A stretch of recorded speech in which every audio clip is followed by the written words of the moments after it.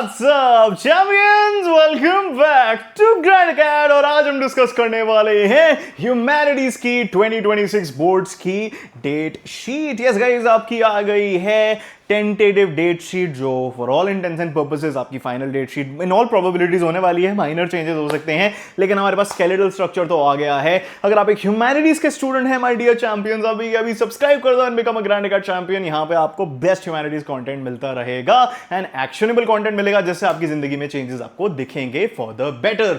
All right, अब analyse कर लेते हैं। एनालिसिस क्यों करें सर? डेट शीट आ गई, उससे मेरा क्या मतलब है? एग्जाम देके मैं आ जाऊंगा? नहीं, डेट शीट जब आती है माय डियर चैंपियंस तो स्ट्रीम वाइज एनालिसिस हम करते हैं ग्रैंड गार्ड पे। क्यों करते हैं? बिकॉज हम आपको इंफॉर्मेशन देना चाहते हैं, स्ट्रैटेजीज देना चाहते हैं।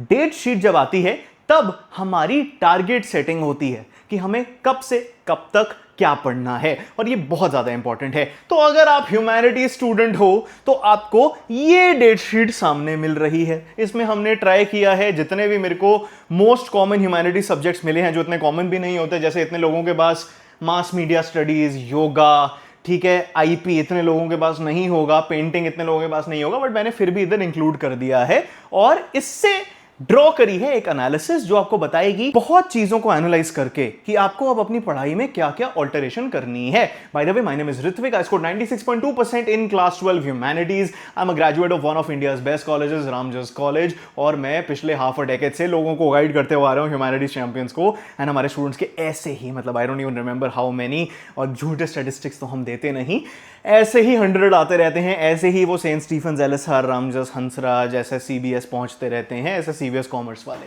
ऑलराइट, तो ये डेट शीट है ह्यूमैनिटीज की और जो मोस्ट कॉमन ह्यूमैनिटीज सब्जेक्ट्स होते हैं उनको मैंने इधर डाल दिया है। अब I want to tell you my early analysis of the date sheet. सबसे पहले हमें पता चलता है कि एग्जाम रफली 7 वीक्स तक चल रहे हैं, ठीक है। If we look at humanities then हो सकता है कई लोगों के पास 17 फेब को एंटरप्रेन्योरशिप हो तो वील टेक 17 फेब एंड 4 अप्रैल को आपकी सोशियोलॉजी आ रही है। काफी लोगों का मुझे लग रहा है 24 फरवरी से शुरू हो जाएगा और फिर 4 अप्रैल तक चलेगा, which means more than a month, way more than a month आपकी यहां पे पढ़ाई होने वाली है। सो दिस मीन्स कि there is a lot of scope for burnout. इतने लंबे एग्जाम चलेंगे, इतनी पढ़ाई करते रहोगे, इसके बाद सीधा सीयूईटी आ जाएगा, तो we need to understand that we do not have to get burned out at all. अगर हम अभी पढ़ाई कर लें, अगर हम अभी समझ लें अक्टूबर, नवंबर, दिसंबर, जनवरी में कि हमें पढ़ाई कैसे करनी है, हमें क्या क्या करना है, तो हम उस टाइम पे बर्नआउट नहीं होंगे। तो make sure that you watch this humanities date sheet analysis till the end. Okay, what else do I have to say to you in early analysis? Moderate spacing है between some exam which provides decent preparation time but may require strategic planning for back-to-back exams. जैसे अगर हम इधर देखें, psychology और geography में barely कोई gap है। And I know psychology is only 7 chapters and 1 NCERT, but psychology में भी बहुत ज़्यादा टाइम लगता है पढ़ने में और जियोग्राफी में भी बहुत ज़्यादा लगता है। किसी के पास अगर लीगल और मास मीडिया स्टडीज़ दोनों हैं, आप उसमें गैप देख सकते हो। इंग्लिश और मैथ्स में तो वैसे ही कम टाइम दिया गया है, ठीक है। हिस्ट्री और सोशियोलॉजी में एम्पल टाइम है, लास्ट ईयर भी ऐसा ही दिया गया था। सो हमें देखना है मोस्ट एग्जाम्स के लिए, मोस्ट कॉम्बिनेशंस में हम एक डिसेंट लेवल ऑफ स्पेस देख रहे हैं, बट कहीं में क्रैम्प जरूर है। सबसे ज्यादा कंसर्निंग मुझे साइकोलॉजी और जियोग्राफी वाला लगा बिकॉज वो बहुत लोगों के पास होगा। सो उसको अंडरस्टैंड करके आपको एडवाइस इस वीडियो में मैं जरूर दूंगा। बट अगर आप मुझसे एक जनरल एनालिसिस पूछो, मुझे लगता है शेड्यूल बहुत फेवरेबल है। Economics, Paul science, history, sociology बिल्कुल एंड के टूवर्ड्स हैं। स्टार्टिंग में आप ज्योग्राफी दे रहे हो लेकिन उसके बाद आपको काफी गैप मिल जाएगा फॉर दीज सब्जेक्ट्स। तो बहुत स्टूडेंट फ्रेंडली डेट शीट लगी मुझे ये। अब देखते हैं, थोड़े चेंजेस हो सकते हैं इसमें लेकिन लग नहीं रहा ज्यादा होंगे। I think it's a very good date sheet. This allows for thorough focused revision for each major paper. इसका मतलब है कि चाहे आपके पास इको हो, साइकोलॉजी हो, सोशियोलॉजी हो, कहीं ना कहीं थोड़ी ऑल्टरेशन करके जो मैं आपको इस वीडियो में बताने वाला हूं, आपके नंबर आने की संभावना बढ़ चुकी है। So congratulations. All right, let's move on to what we are going to call urgent preparation. Guys, अब डेट शीट आ गई है। कई सब्जेक्ट्स ऐसे हैं जिनकी हमें प्रिपरेशन एकदम शुरू करनी है और अगर शुरू कर दी है तो उसे मास्टर करना है। Why do I say that? Subjects with fewer gaps जैसे जियोग्राफी हो गया, साइकोलॉजी हो गया, होम साइंस हो गया, इनके हमें सिलेबस अभी के अभी मास्टर करना शुरू करना है। अगर आपके पास जियोग्राफी और साइकोलॉजी है, एक दिन में रिवाइज करने में बैंड बज जाएगी। तो हमें साइकोलॉजी और जियोग्राफी दोनों की प्रिपरेशन इन एडवांस करनी है। जियोग्राफी पहला एग्जाम है, इसका मतलब ये नहीं है कि हम 10 दिन दे दें जियोग्राफी का उससे पहले। फर्स्ट एग्जाम में लोग बहुत बड़ी गलती करते हैं, 10-15 दिन लगा देते हैं, क्योंकि उससे पहले तो कोई एग्जाम नहीं होता। You can decide your own schedule. ऐसे नहीं करना है, you have to give a maximum of 5 to 6 days before it of sole preparation. तो उसके लिए जियोग्राफी और psychology, home science, legal studies, mass media studies, ऐसे टाइट गैप वाले सब्जेक्ट इन एडवांस प्रिपेयर करने हैं। तो अभी के अभी आपको अपने स्टडी प्लान में ये चेंजेस करने हैं। मैं आपको बताऊंगा आपको अक्टूबर, नवंबर, दिसंबर में क्या करना है, बने रहे ना। Dedicate daily slots to English as it's a scoring and common subject for everyone. अगर आपके पास मैथ्स है तो आपको इंग्लिश में थोड़ा कम टाइम मिला है। वैसे भी मैं कहूं इंग्लिश लोग इग्नोर करते रहते हैं, तो हर साल कम टाइम ही होता है। अगर आपके पास इंग्लिश है, हिंदी है, मोस्ट लोगों के पास होगी ही, प्लीज उसको डेली स्लॉट दो। 45 मिनट्स आपको इंग्लिश पढ़ना चाहिए, 30 मिनट्स मिनिमम, 1 घंटा दे दोगे तो फिर ऑसम हो जाएगा आपके लिए। मैं आपको ये चीज बताना चाहता हूं, English is as important as history, as important as sociology, as important as political science. 100 number pol science के, 100 नंबर इंग्लिश के, और आपकी परसेंटेज 20% डिफाइन होती है इंग्लिश से। सो इंग्लिश भी लिटरेचर है, it's a part of the arts, right? It's a humanity subject for all intents and purposes, दास ह्यूमैनिटास, आपको पता होगा। So you have to understand that it is a subject that you need to give respect to, and that is why I recommend कि आपको daily English जरूर पढ़ना चाहिए। Do not ignore subjects you have ample days for completely। अब let's say, let's look at one combination। मेरे पास English है और उसके सीधा बाद मेरे पास history आता है, for some combination हो सकता है। That means कि 12-13 दिन बाद मेरा एग्जाम है। अब मैं इसको देख के सोचूंगा, अरे हिस्ट्री के लिए तो इतना टाइम है, उसको तो मैं इग्नोर ही कर देता हूं। नहीं, हाँ, आप थोड़ा रिलैक्स हो सकते हो, लेकिन प्री बोर्ड से पहले आपको इसका भी सिलेबस कंप्लीट कर लेना चाहिए। रिवीजन आप रिलैक्स होके कर सकते हो, लेकिन इतना भी रिलैक्स नहीं होना कि by the time the exam comes 13 दिन मिले हुए हैं तो आप सोच रहे हो अरे कल पढ़ लूंगा, कल पढ़ लूंगा, कल पढ़ लूंगा, और बिफोर यू नो इट 2 दिन बचे और आपकी कुछ रिवीजन नहीं हो रखी और आप सब कुछ भूल चुके बिकॉज आप रिवाइज नहीं करते। So don't ignore it completely. Obviously you can relax a little when it comes to those subjects, but don't relax too much. Don't become lazy or listless. Become aware and alter your preparation like I've told you to do.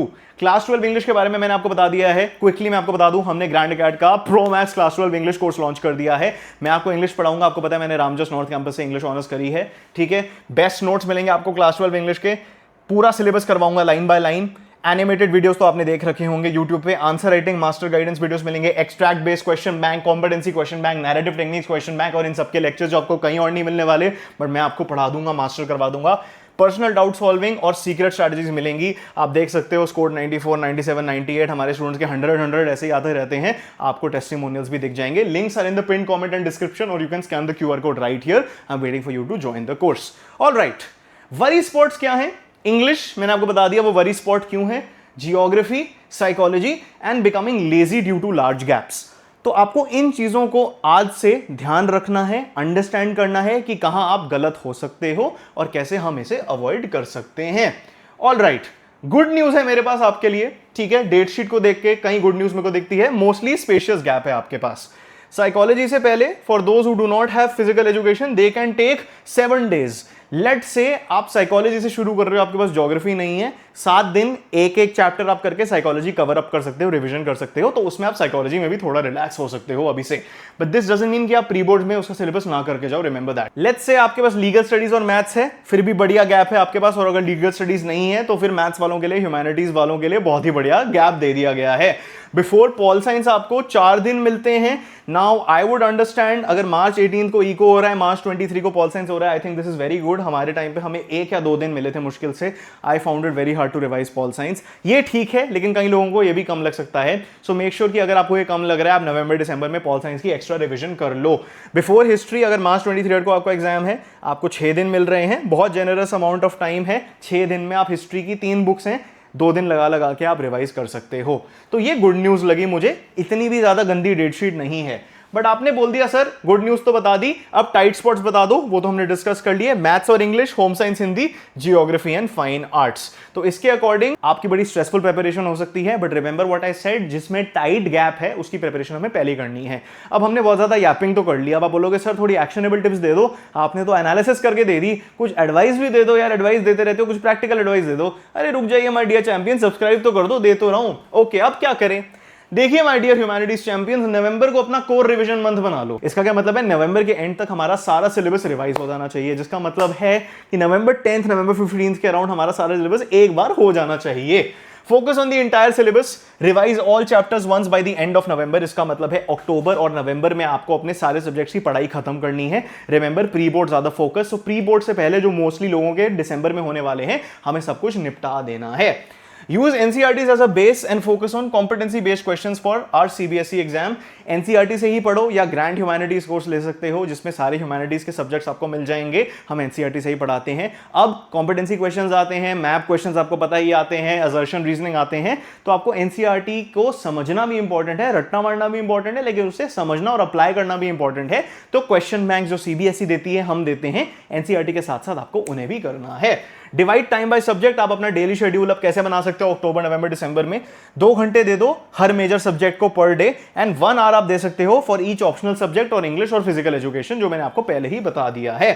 Prioritise tough और weak topics early in the day. अगर आप कोई tough subject पढ़ रहे हो जो आपको tough लगता है या फिर कोई टफ चैप्टर लगता है, try to begin your day with that. It will help you eat the frog first and get done with it.